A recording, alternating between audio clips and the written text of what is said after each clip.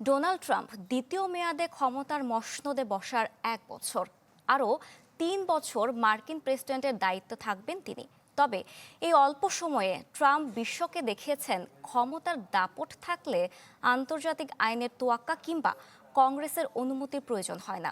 যুদ্ধবন্ধের বুলি আওড়ালেও ইরানের পরমাণু স্থাপনাতে মার্কিন হামলা তারই নজির। হিরন আরও মিনারেল ওয়াটার মাত্র 50 পয়সায় প্রতি লিটার। আন্তর্জাতিক আইন, পররাষ্ট্রনীতি, নিজ দলের আইন প্রণেতাদের অসন্তোষ, কোনো কিছুই যাকে থামাতে পারেনি তিনি মার্কিন প্রেসিডেন্ট ডোনাল্ড ট্রাম্প। ক্ষমতা গ্রহণের এই 1 বছরে ট্রাম্পের নির্বাহী ক্ষমতার ব্যবহার এমন মাত্রায় পৌঁছেছে যা ইতিহাসবিদদের কাছে 1930-এর দশকের পর সবচেয়ে আক্রমণাত্মক। কংগ্রেসকে পাশ কাটিয়ে নির্বাহী আদেশ, জরুরি ঘোষণা আর সরাসরি সামরিক সিদ্ধান্তে ট্রাম্প প্রশাসন বদলে দিয়েছে যুক্তরাষ্ট্রের অভ্যন্তরীণ ও বিশ্ব রাজনীতির চিত্রপট। 1 বছরে মার্কিন শুল্ক ঝড়ে শুরু হয়েছে বাণিজ্য যুদ্ধ। চীন, রাশিয়া, ইরানকে ছাপিয়ে এবার নিজ গণ্ডিতেও শুল্কের আগুন জ্বালিয়েছেন ট্রাম্প। ছাড় দেননি কানাডার মতো মিত্র দেশকেও। গ্রিনল্যান্ড দখলকে কেন্দ্র করে ট্রাম্পের কড়া শুল্কের খড়গ পড়েছে ইউরোপের 8 দেশেও।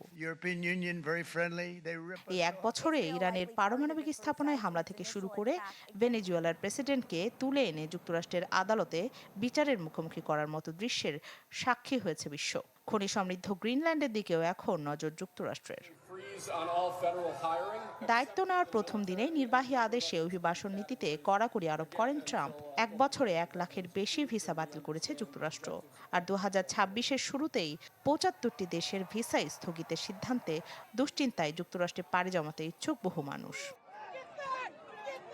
দ্বিতীয় মেয়াদে প্রেসিডেন্ট হয়ে আমেরিকা ফার্স্ট নীতি বাস্তবায়নে রাষ্ট্র পরিচালনার চিরাচরিত পদ্ধতিগুলো ভেঙে একলা চলো নীতিতে হেঁটেছেন ট্রাম্প।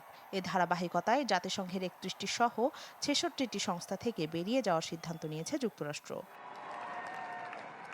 বিশ্বের যুদ্ধ বন্ধ করে শান্তি প্রতিষ্ঠার বার্তা দিয়ে ক্ষমতার মসনদে বসলেও গাজা, ইউক্রেনের মতো বড় বড় যুদ্ধ থামাতে ব্যর্থ ট্রাম্প প্রশাসন। যুক্তরাষ্ট্রের অভ্যন্তরেও ট্রাম্প প্রশাসনের নানা পদক্ষেপে বেড়েছে অসন্তোষ।